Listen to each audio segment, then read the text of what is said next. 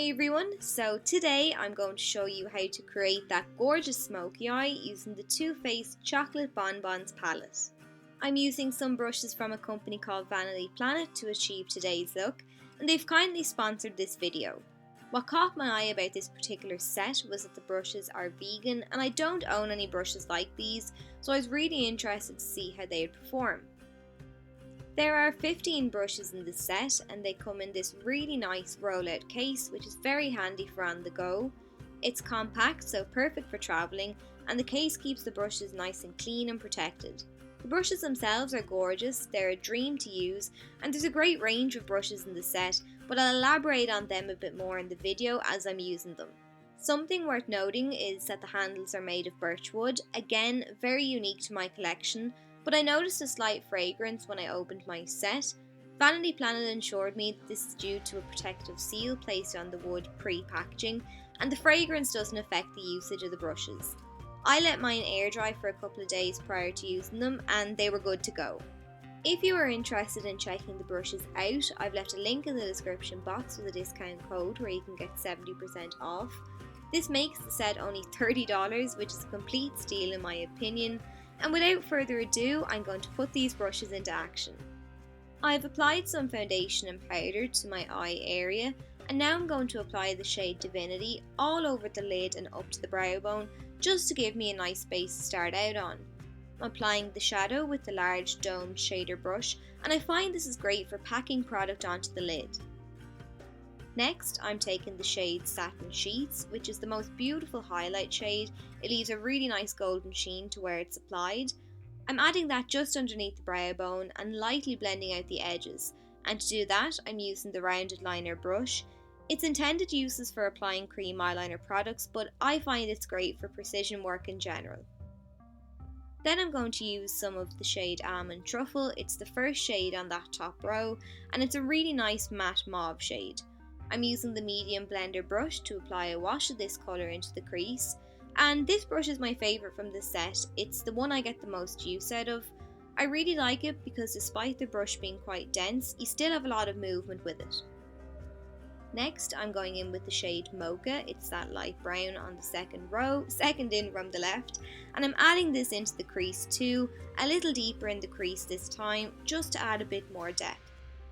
For the lid, I'm using the shade Earl Grey, and in the pan it looks like this really nice deep shimmery teal, but when applied it actually looks more black. I'm using the crease shader brush to carefully pat this shadow onto the lid.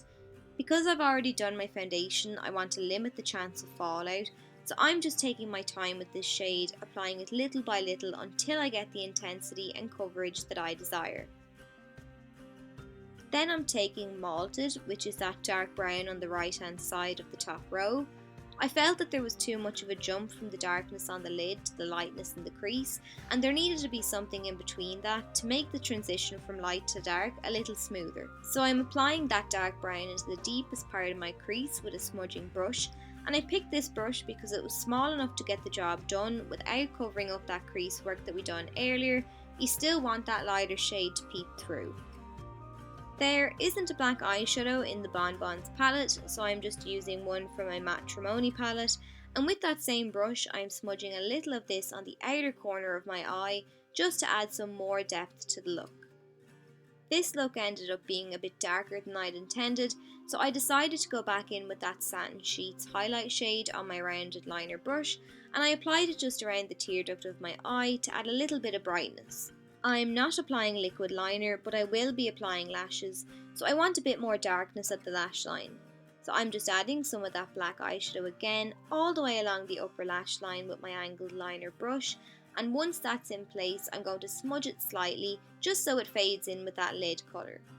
So next I'm going back in with that Divinity shade on my large dome shader brush, to kind of rub away any of the mistakes that I made with the darker shades, and I suppose to kind of just give a cleaner appearance to that outer edge.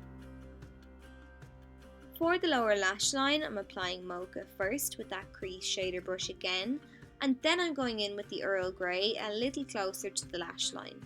Repeating a couple of the shades along the lower lash line is going to really give the look that really nice smoky feel. Because this look is already quite dark, I decided to top it off with some black eyeliner on the waterline. Now, my eyes are really sensitive and I hate this step because my eyes water, but I like the effect, so to keep that liner in place, I'm setting it with some black eyeshadow, and I'm using my angled lining brush again to do this. To finish off the look, I'm applying a few coats of mascara to my top and bottom lashes, and then that's it.